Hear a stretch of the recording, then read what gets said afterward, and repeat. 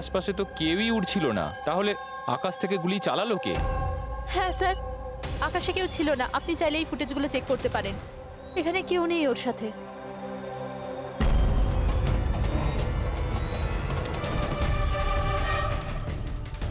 এই ফুটেজে তো রনির আশেপাশে তো দূরে দূরেও কাউকে দেখা যাচ্ছে না। স্যার, নিচে থেকে ওপরে তো কেউ গুলি চালায়নি। ইনি বলছেন যে যখন ও ওপরে উঠছিল কেউ ওর আশেপাশে ছিল না, ওপর থেকেও কেউ গুলি করতে পারবে না। আমার মাথায় এটা ঢুকছে না, কে কোথা থেকে গুলি চালালো আর কিভাবে, বুঝতে পারছি না স্যার। অদ্ভুত ব্যাপার তো, ওর কোনো শত্রু নেই, তাহলে ওকে খুন করার জন্য এরকম প্ল্যানিং কে করতে পারে? কেসটা খুব জটিল মনে হচ্ছে। কোনো বাঁকা লোককেই এখানে পাঠিয়ে দিই, বাঁকা প্রমাণ, হয়তো সে কিছু পেতে পারে।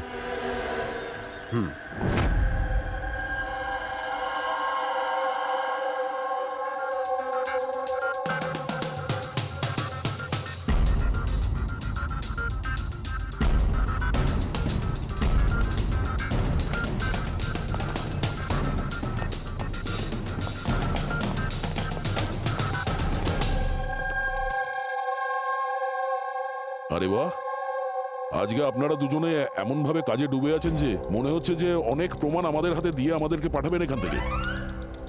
অনেকগুলো প্রমাণ, হ্যাঁ, আর যদি একটাও না পাওয়া যেত? সোজা করে বলো না, কোনো প্রমাণ পাওনি, খুঁজে দেখোনি? ডক্টর সালুকে ওই গুলির ব্যাপারে কিছু জানতে পারেননি? আপাতত এইটুকু জানতে পেরেছি ভাই, ওপর থেকে কোনো ইউএফও গুলি চালিয়েছে। শালুকে তুমি না কোনোদিনই সোজাসুজি করে কথা বললে না। আরে এটা কি, এটা বোঝাও, আমাকে বোঝানোর জন্য এরকম করেছো? হ্যাঁ, বলো। এ দেখো বস, রনি মাটি থেকে 3000 ফুট উঁচুতে উঠছিল, আর ওর গুলিটা লেগেছে তার ওপর থেকে প্রায় 1000 ফুট উঁচু থেকে। আর এই গুলিটা 60 ডিগ্রি অ্যাঙ্গেলে এসে গায়ে লেগেছে। আমার তো ভেবেই কেমন যেন মাথাটা ঘুরছে। আকাশের উপর থেকে কে গুলি চালাতে পারে ওর উপর? এটা কিভাবে সম্ভব? এখনো হয়নি, আরো বাকি আছে বস। এই গুলিটা প্রায় 3 কিলোমিটার দূর থেকে ছোড়া হয়েছে। ভারী অবাক কাণ্ড, তাই না দয়া? 3 কিলোমিটার দূর থেকে গুলি চালানো হয়েছে। 60 ডিগ্রি অ্যাঙ্গেলে রনির গলার ভেতর ঢুকে যায় আড়াআড়ি। তার মানে রাইফেলটা খুব পাওয়ারফুল ছিল মনে হয়। একদম ঠিক বস, রাইফেলটাও পাওয়ারফুল ছিল, আর গুলি যে চালিয়েছে তারও হাতটা পাকা। এত উঁচুতে হাওয়া খুব জোরে প্রবাহিত হয়, আর টেম্পারেচারও কম বেশি হতে থাকে। তবুও লক্ষ্যটা মিস করেনি, একদম নির্ভুল পয়েন্টে গিয়ে লেগেছে। গুলি যে চালিয়েছিল খুব পাকা খেলোয়াড়, ডক্টর, সব শুটার। একদম। আর এইরকম শার্প শুটার সহজে তো পাওয়া যায় না যে এই কাজটা করে দেবে। কিন্তু স্যার, আমরা সমস্ত ভিডিও দেখেছি। যখন রনি আকাশে ছিল তখন ওর আশেপাশে কোনো প্যারাসুট বা চপার ছিল না স্যার, আকাশ একদম পরিষ্কার ছিল। সেটাই তো বুঝতে পারছি না যে ওই কিলার কোথা থেকে গুলিটা চালিয়েছিল, অথচ আকাশটা পরিষ্কার ছিল। ও কি মেঘের আড়ালে লুকিয়েছিল? আর স্যার ওই গুলিটার থেকে কি জানতে পারলাম? কিচ্ছু পাওয়া যায়নি পুরবি। আমি ব্যালিস্টিক ডিপার্টমেন্টের পুরো ডেটা চেক করেছি, এরকম গুলির তো কোনো রেকর্ডই নেই। স্যার, এই গুলিটা নিশ্চয়ই কাস্টমে বানানো হয়েছে। হ্যাঁ, নিজের মতন গুলিটা বানিয়েছিল। এমন গুলি যেটা 3 কিলোমিটার দূর থেকে চালানো যায় আর সোজা গিয়ে টার্গেটে হিট করে। আর স্যার, এই গুলিটা যখন এত শক্তিশালী, তো এর রাইফেলটাও বেশ স্পেশাল হবে। হ্যাঁ, এক কাজ করা যাক, গুলিটাকে ব্যালিস্টিক ডিপার্টমেন্টে যাচাইয়ের জন্য পাঠাই, দেখি কি রিপোর্ট আসে। আর সে যেই হোক, এত উপরে চলে গিয়েছিল খুন করার জন্যে, এবার ওকে তো মাটিতে নামতেই হবে।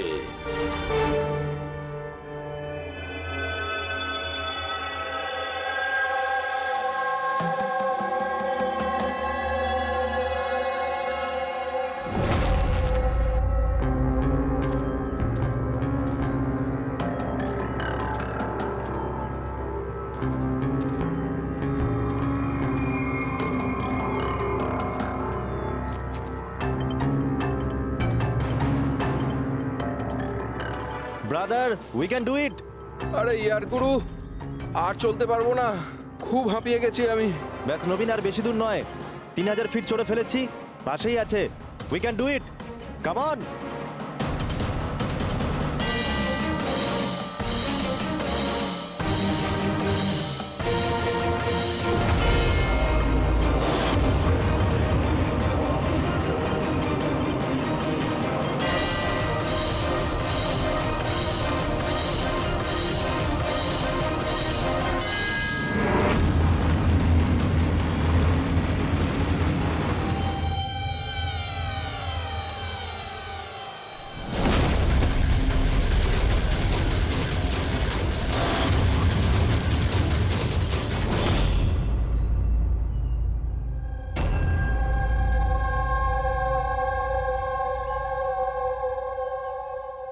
এমন মনে হচ্ছে যে রনির মার্ডারের ফটোকপি দেখছি। 3000 ফিট ওপরে ঠিক ওরকমই গুলি মেরেছে মাথার পেছনে। একেও একইভাবে গুলি চালিয়েছে। আচ্ছা, তোমরা যখন ট্রেকিং করছিলে, এই হিতেনের পিছনে কেউ কি ছিল? না স্যার, হিতেনই সবার পিছনে ছিল স্যার। স্যার এই দেখুন ফুটেজ স্যার। স্যার এটা ওই জায়গায় যেখানে এই সব কিছু হয়েছে। অদ্ভুত তো, পিছনে তো খোলা আকাশ রয়েছে, এমন কোনো জায়গা নেই যেখান থেকে গুলি করা যায়। তাহলে ওর গুলি লাগলো কি করে? দুটো কেসেই ধরা যাচ্ছে না যে গুলি কোথা থেকে চলেছে। স্যার একদম ঠিক বলছেন। আকাশ থেকে কোনো কাক বা পায়রা কি করে গুলি চালায়? এই গুলিটা চালালো কে? আর এই দুটো গুলি 24 ঘন্টার মধ্যেই চলেছে। আমার মনে হয় এই দুটো কেসের মধ্যে কোনো না কোনো কানেকশন আছে। আচ্ছা, এই হিতেন কি কাজ করতো? স্যার ও কলেজ স্টুডেন্ট ছিল স্যার, মুম্বাই গ্র্যাজুয়েশন করতে এসেছিল স্যার। ট্রেকিং এর অনেক শখ ছিল ওর। অভিজিৎ, বুঝতে পারছি না যে কেউ একজন কলেজ স্টুডেন্টকে মারার জন্য এত প্ল্যান করবে কেন। সেটাই তো, প্রথমে রনি আর এখনই হিতেন। তবে আকাশ থেকে তৃতীয় গুলিতে অন্য কেউ মারা যাওয়ার আগে এই খুনিকে ধরতেই হবে খুব তাড়াতাড়ি। গত 24 ঘন্টায় দুটো খুন হয়েছে, দুটোই যুবক, আর দুজনকে মারার পদ্ধতিও অদ্ভুত। অদৃশ্য খুনি। স্যার দুজনেরই মৃত্যু হয়েছে অ্যাডভেঞ্চার স্পোর্টস করতে গিয়ে। মাটি থেকে 1000 ফুট ওপরে মেরেছে স্যার। কিন্তু স্যার ভাবার বিষয় এটাই যে খুনি এই অ্যাডভেঞ্চার স্পোর্টের সময়টাই কেন বাঁচলো এদেরকে মারার জন্য। ও তো ওদের যে কোনো সময় মারতে পারতো। এত লম্বা প্ল্যান দুটো বাচ্চাকে মারার জন্য। শুধু প্ল্যানিংটাই বড় ছিল না দা, গানটাও বড় ছিল। এই যে এইরকম। এটা কি রাইফেল স্যার? এটা হলো PX-65 রাশিয়ান গান। এটা লং রেঞ্জ। এইরকম বন্দুক দিয়ে মারা হয়েছে। ডক্টর সালুকে, এই বন্দুকটা দিয়ে 3 কিলোমিটার দূরে টার্গেটে কি হিট করা যায়? হ্যাঁ ফ্রেডি, শুটিং রেঞ্জে আমি এটা ট্রাই করে দেখেছি। এর রেঞ্জ 3 কিলোমিটারের বেশি আছে। এরকম বন্দুক তো হয় মিলিটারিদের কাছে থাকবে, আর না হলে উগ্রপন্থীদের কাছে। ঠিক বলেছো বস। আর সেই জন্য আমার মনে হয় এটা শুধুমাত্র মার্ডারের ব্যাপার নয়, বড় ধরনের অপরাধ হতে চলেছে, লার্জ স্কেলে। স্যার একটা কাজ করো, দিল্লিতে যাও আর ইন্টেলিজেন্স ব্যুরো থেকে খোঁজ নাও যে এরকম বন্দুক কাদের হাতে থাকতে পারে আর সেটা কিভাবে।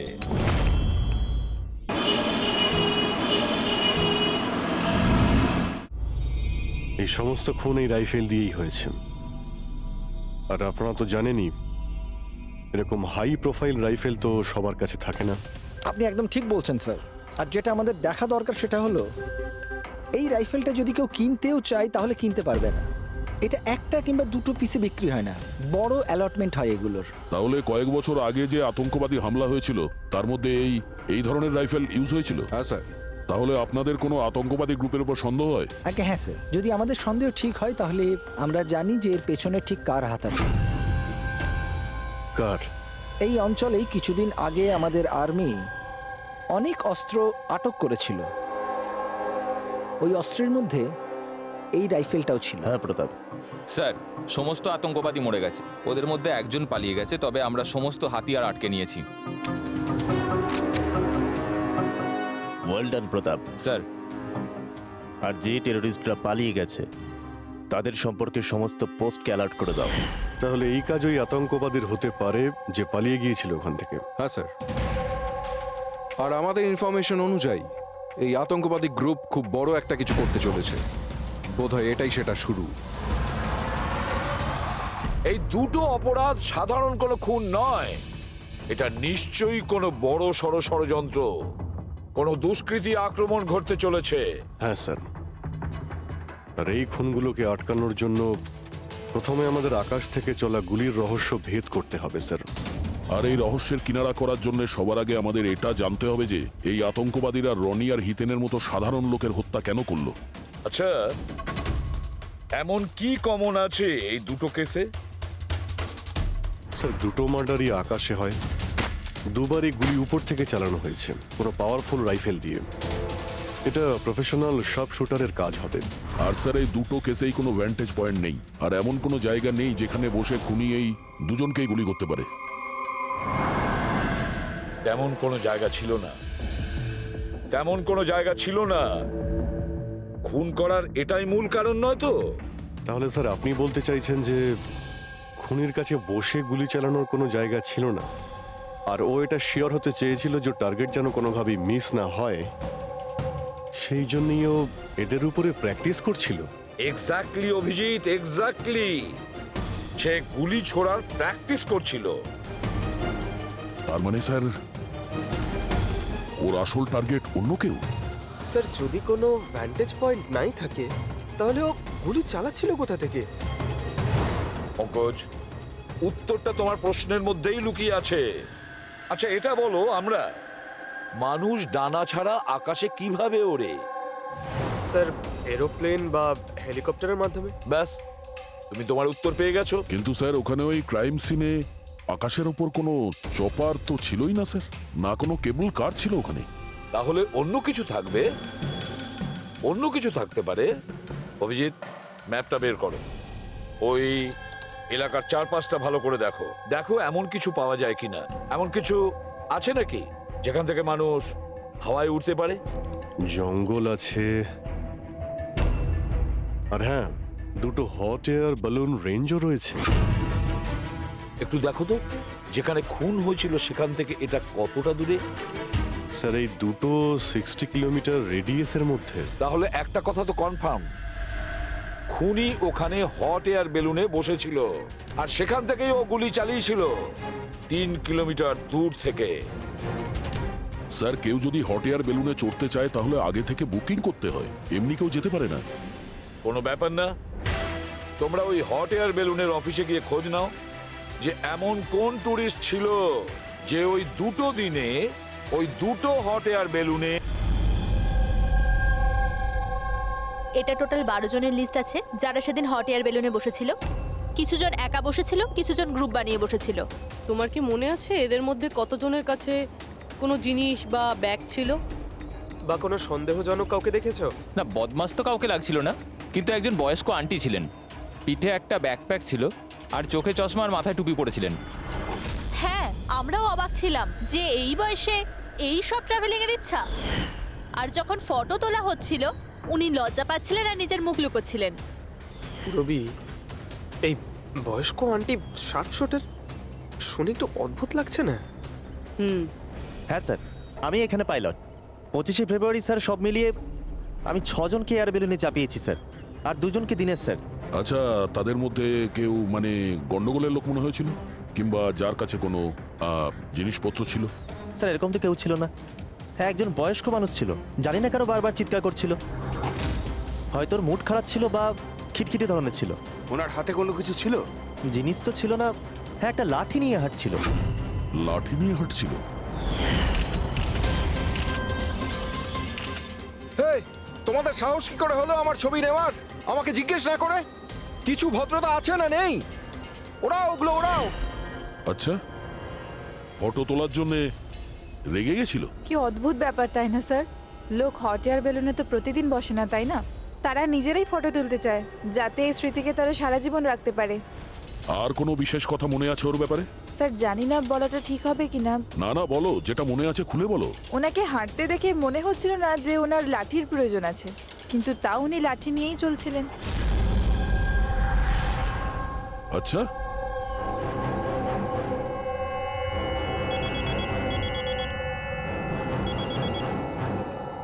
হ্যাঁ স্যার। কিছু জানতে পারলে? স্যার এখানে একজন বয়স্ক মহিলা এসেছিল আর তার হাতে একটা ব্যাকপ্যাকও ছিল। আর হ্যাঁ, ওই মহিলা ছবিও তুলতে চাইছিল না। আচ্ছা, এখানেও একজন বুড়ো লোক এসেছিল হট এয়ার বেলুনে চড়তে লাঠি নিয়ে, আর তারও ফটো তোলায় আপত্তি ছিল। স্যার এই বয়স্ক মহিলা আর বয়স্ক লোক একই ব্যক্তি নয় তো? ওই শার্প শুটার, ওর ব্যাগে আর ওর লাঠিতে ওই রাইফেলটা ছিল যা দিয়ে খুন করেছে। আর স্যার দুদিনই এ একাই ওপরে গিয়েছিল, কারণ যদি অন্য টুরিস্টের সাথে যেত তাহলে রাইফেল সেট করতে আর টার্গেট সেট করতে প্রবলেম হয়ে যেত। না পূরবী, আমার মনে হচ্ছে ও একলা যায়নি। মানে ওই হট এয়ার বেলুন চালানো আর সঙ্গে এই রাইফেলটা চালানো দুটো কাজ একসঙ্গে করা মুশকিল। ওই হট এয়ার বেলুনের পাইলটও ছিল সঙ্গে। মানে স্যার এই অপরাধে পাইলটও যুক্ত? একটা কাজ করো, ওই পাইলটটাকে ধরো তাড়াতাড়ি। ওই দিন ওই বয়স্ক মহিলাকে বেলুনে উপরে কে নিয়ে গিয়েছিল? পাইলট কে ছিল? সঞ্জীব ছিল। এই পালাবি না, দাঁড়া দাঁড়া দাঁড়া। না আমাকে মারতে পারবে না ওকে। এই এই সঞ্জীব!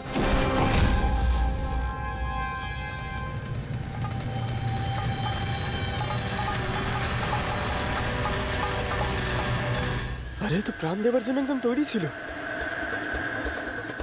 এটা কোনো ছোটখাটো মার্ডার নয় পঙ্কজ, অনেক বড় মিশন। যদি তাড়াতাড়ি আটকানো না যায় তাহলে বড় সড়ো বিপদ হবে। আচ্ছা গীতা, 24শে ফেব্রুয়ারি যে লোকটা গ্রুপে যেতে চাইছিল না, একলা যেতে চাইছিল, ওর পাইলট কে ছিল? কে নিয়ে গেছিল? সোলো ট্রাভেলারকে তো দিনেশ নিয়ে গিয়েছিল। অদ্ভুত ব্যাপার দিনেশ, এতক্ষণ ধরে চুপ করে আছো, কিছু বলছো না কেন? তোমরা আমাকে ধরতেই পারবে না।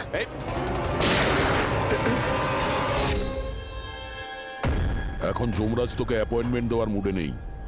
যতক্ষণ না আমাদের প্রশ্নের উত্তর আমরা পাবো, তোকে বেঁচে থাকতে হবে। চল। মারো, যত পারো মেনে নাও, আমার কিচ্ছু যায় আসে না। আর তাছাড়া তোমাদের এই আইনের কমজোরি থাপ্পড়ে এত শক্তি নেই যে আমার অপরাধের মজবুত হাড়কে গলাতে পারবে, বুঝলে? তোমার উপর যদি টর্চার করতেই হতো তাহলে ওর জন্য তো 2 মিনিটের কাজ আমাদের কাছে। কিন্তু তারপর মনে পড়ে তোমার পরিবারের কথা, তোমার বোন। পরের মাসে ওর বিয়ে না? কেমন লাগবে ওর যে ওর বিয়ে হচ্ছে আর বিয়ের পরে ওর ভাই এই পৃথিবীতে নেই? হ্যাঁ, আর তোমার মা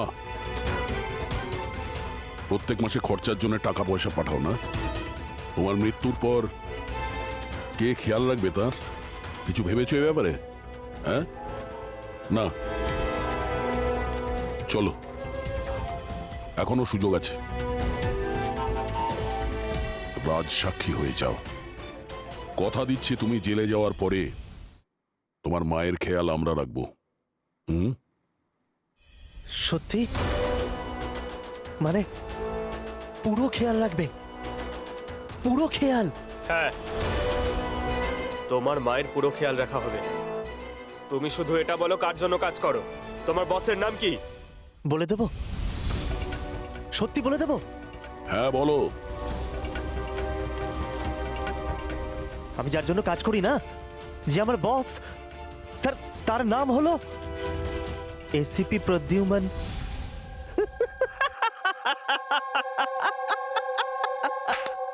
এসিপি প্রদ্যুম্ন, যাও ধরে নাও আর গ্রেফতার করে নাও তাকে। বলেছিলাম না আমি কিচ্ছু বলবো না, যা করার আছে করে নাও। সিআইডি কোথাকার, সিআইডি। বস বস,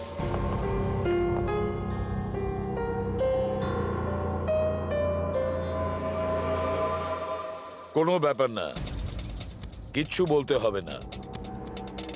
এখন না তোমাকে কিছু জিজ্ঞাসা করব, কিছু বলার জন্য তোমাকে আমরা জোর জবরদস্তিও করব না, কিচ্ছু করব না।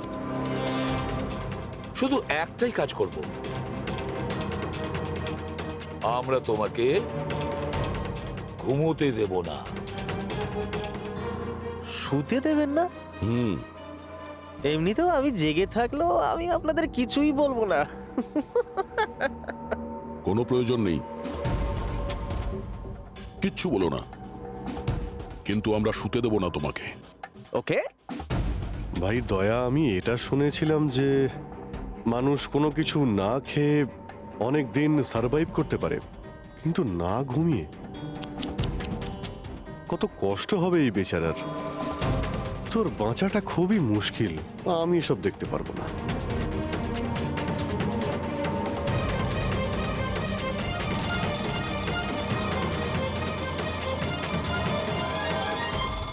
সময় কাটানোর জন্য খুব ভালো হবে, তাই না? তোর জীবনের শেষ মুহূর্তগুলো তুই এই কাঁটার সঙ্গে গুনতে থাকবি, ঠিক আছে? Thank you. ওকে ঘুমোতে দিও না।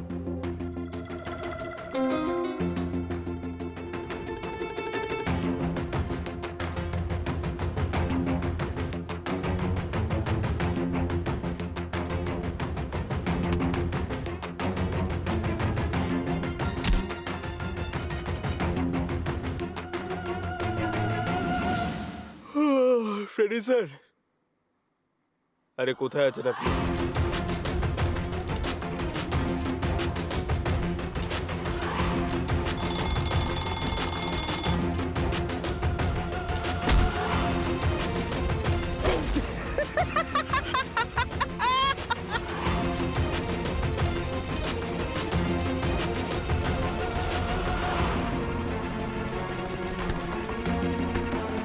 যতক্ষণ না মুখ খুলবি চোখের পাতা এক করবি না, বুঝলি? 5 মিনিটের জন্য নয়। চল না, 1 মিনিট 1 মিনিট তো শুতে দাও। 1 সেকেন্ড, শোবো না একদম, শোবো না একদম। এই, শোবো না আমি।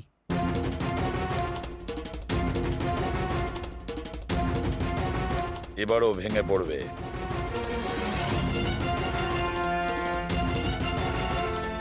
সবকিছু বলতে বাধ্য হবে।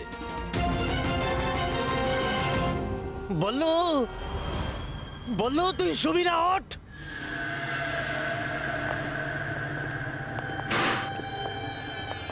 এই ঘুমোতে চাস? আরে ওকে একটু ঘুমোতে দাও, কি প্রবলেম তোমাদের? ঠিক আছে, তোমাকে ঘুমোতে দেবো আমরা। আগে বলো যে তোমাদের গ্রুপের প্ল্যানটা কি? বলছি,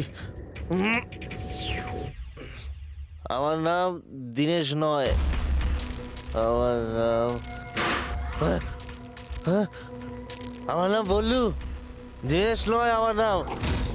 আর আমাকে স্পেশালি এই মিশনের জন্য তৈরি করা হয়েছিল।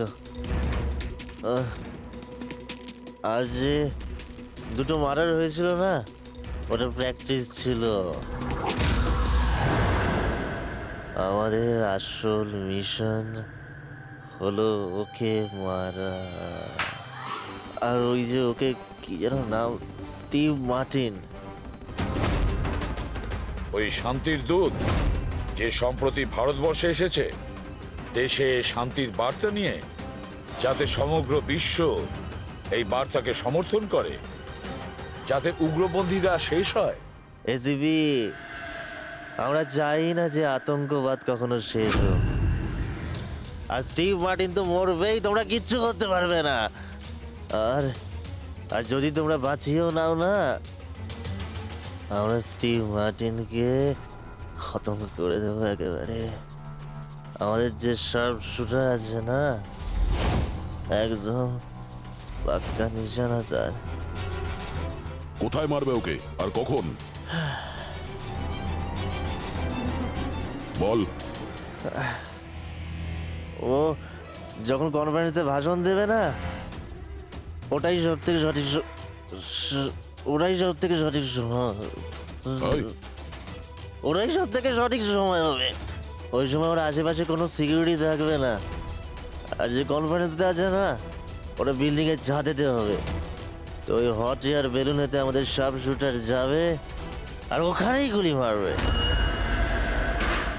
কনফারেন্স ঘন্টা খানেকের মধ্যে শুরু হবে, এখন তাড়াতাড়ি ওখানে আমাদের পৌঁছতে হবে। আরে তোমরা যতই চেষ্টা করে নাও, বাঁচাতে পারবে না ওকে। আর হ্যাঁ, তোমরা যদি বাঁচিয়েও নাও না, তাহলে আমরা আবার প্ল্যান করব, দ্বিতীয়বার মারবো। কে মারবে? কিরকম দেখতে ও? আরে আমি ওর মুখ দেই রে এখনো পর্যন্ত, যখনই আসে ছদ্মবেশে আসে। তোমরা কি ওই, একে হসপিটালে নিয়ে যাও তাড়াতাড়ি। স্যার, আমরা কি হট এয়ার বেলুনটা আটকাতে পারি না যতক্ষণ এই কনফারেন্স শেষ হচ্ছে? না ফেডরিক, এই সব কিছু বন্ধ করা যাবে না। আজকে আটকালে কালকে অন্যরকম প্ল্যান করবে। আজকের প্ল্যান আমরা জানি, আজই ওদেরকে ধরবো।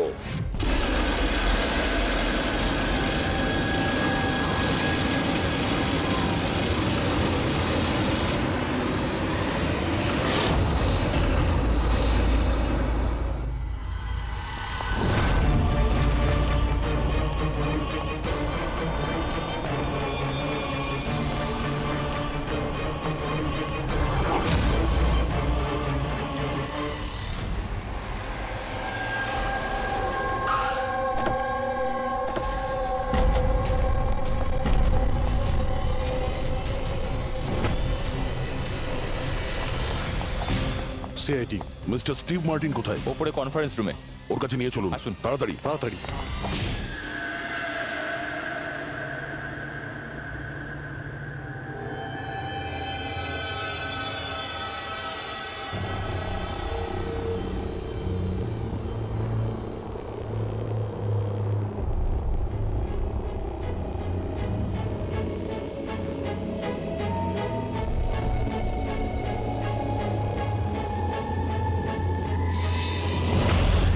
স্যার, এখানে 4টে বেলুন আছে, দুটো ওপরে আছে আর দুটো রেডি হচ্ছে। আমার সামনে যে বেলুনটা আছে স্যার,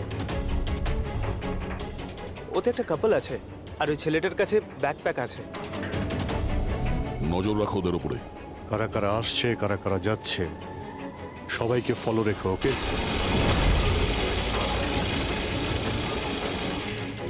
স্যার, ওদের বেলুন টেক অফ করেছে।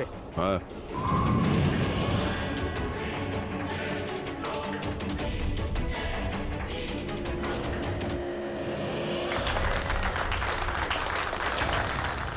এই দুনিয়াতে টেরোরিজম কেন আছে, এই প্রশ্নটা আমাদের জানা দরকার। আর এই টেরোরিজম তখনই বন্ধ হবে যখন সব দেশ একসাথে ভাই ভাই হয়ে থাকবে।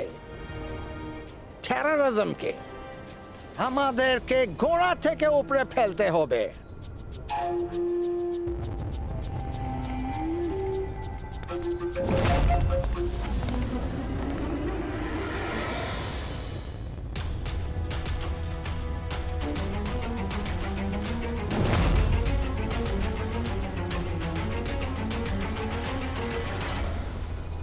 দুজন মিউজিশিয়ানকে দেখছি, ওরার জন্য তৈরি হচ্ছে।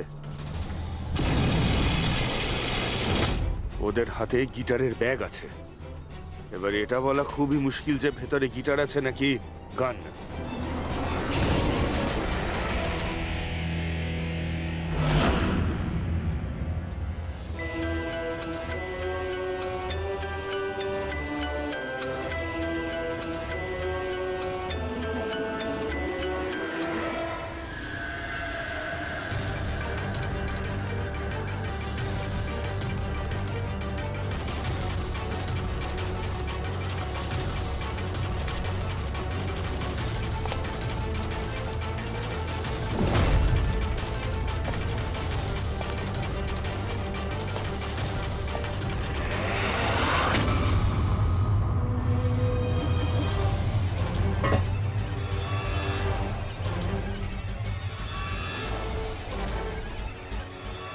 স্যার, আরও একটা লোক এসছে, ওর কাছে একটা ব্যাকপ্যাক আর একটা ক্রাচ রয়েছে। অপেক্ষা করা যাক।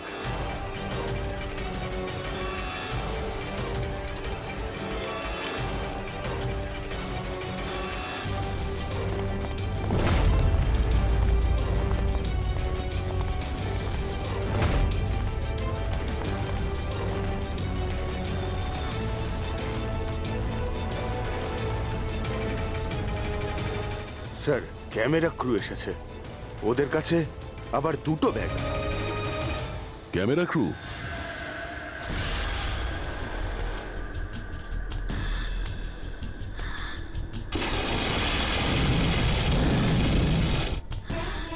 ওদের দিক থেকে নজর সরিও না, নজর রাখো ওদের উপরে।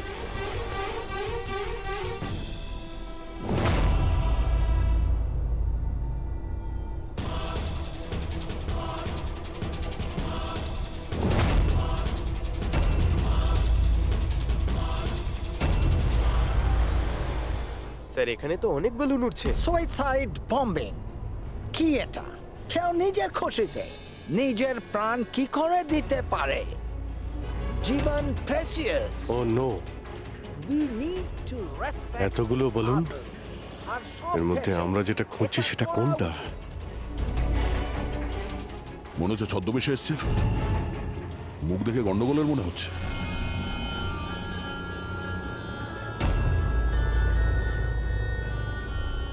দয়া, ওই দুটোর উপর নজর রাখো। আমরা যেন সব সময় একটা কথা মনে রাখি, ওয়ার্ল্ড ওয়ার 1 আর ওয়ার্ল্ড ওয়ার 2।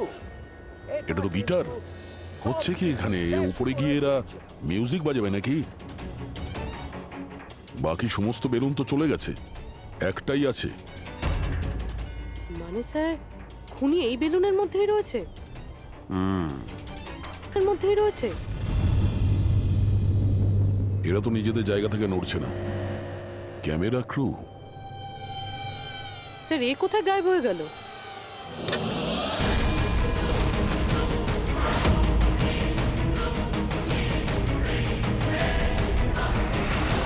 স্যার এর কাছে তো রাইফেল রয়েছে, যেমনটা সালুমকে স্যার বলেছিল। অভিজিৎ,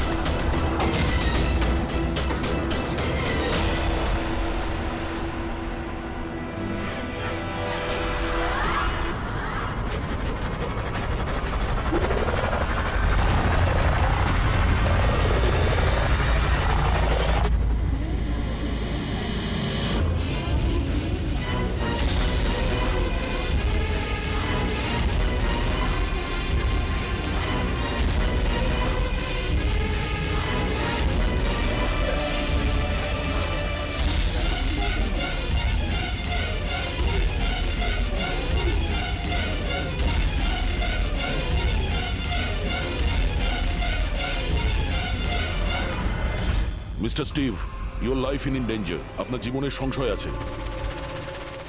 তাহলে কি করবে? We have a plan. Thank you সিয়াজি।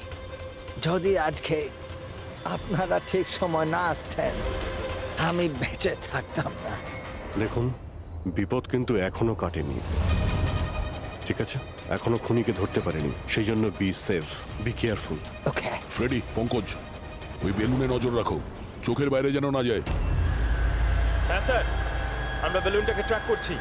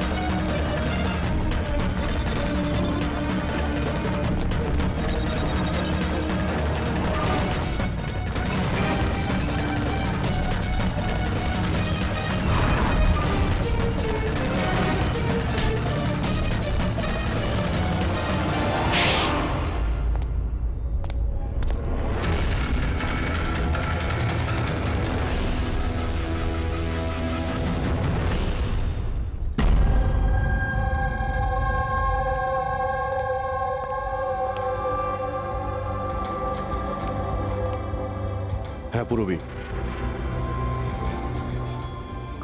Good job, congrats. ওরা ধরা পড়েছে মিস্টার অভিজিৎ? হ্যাঁ, এখনই ধরা পড়ে গেছে। Yes, well done. সিআইডি অনেক বছর ধরে এই দেশের সেবা করে চলেছে, আর আজকে আরেকবার আপনারা একটা ভয়ঙ্কর টেররিস্টকে ধরেছেন। আজ আমরা একজনকে ধরেছি, এরপরে পুরো গ্রুপটাকে ধরে ফেলবো। Mister Steve, we are very proud of you. এই সমাজে আপনার মতো মানুষদেরই দরকার, যারা আপনার মতো সাহসী আর সৎ।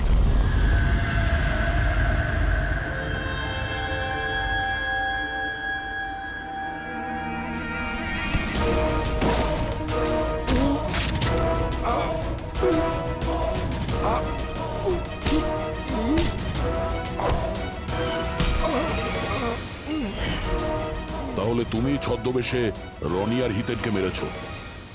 তোমার মতো একজন সব সুপার জেলের ভাত খেয়েও ফাঁসির অর্ডার আসার আগে পর্যন্ত। তোমার কি মনে হচ্ছে তোমরা আমাকে ধরে নিয়েছো তো স্টিভ প্রাণে বেঁচে যাবে? কখনো নয়। আমাদের ক্ষমতা এত বেশি যে তোমাদের আইন এটা খুঁজতে খুঁজতে হাঁপিয়ে যাবে, কিন্তু আমরা শেষ হব না। শেষ হবে তোমাদের এই দেশ। শোন ছারপোকা, আমাদের দেশের উপর অনেকে খারাপ নজর দিয়েছে, আবার চলেও গেছে। জানিস আমাদের দেশ কত বছর স্বাধীন হয়েছে? ৭৪ বছর। আর এই ৭৪ বছরে আমাদের দেশের জওয়ানরা জানি না কত আতঙ্কবাদীকে মেরেছে। আজ তোর পালা, কাল তোর সঙ্গীদের পালা। আমাদের দেশ থাকবে, খুব ভালোভাবেই থাকবে। আর এই দেশ থেকে যদি কোনো জিনিস চলে যায়, সেটা হলো আতঙ্কবাদ। বুঝেছিস? আতঙ্কবাদ।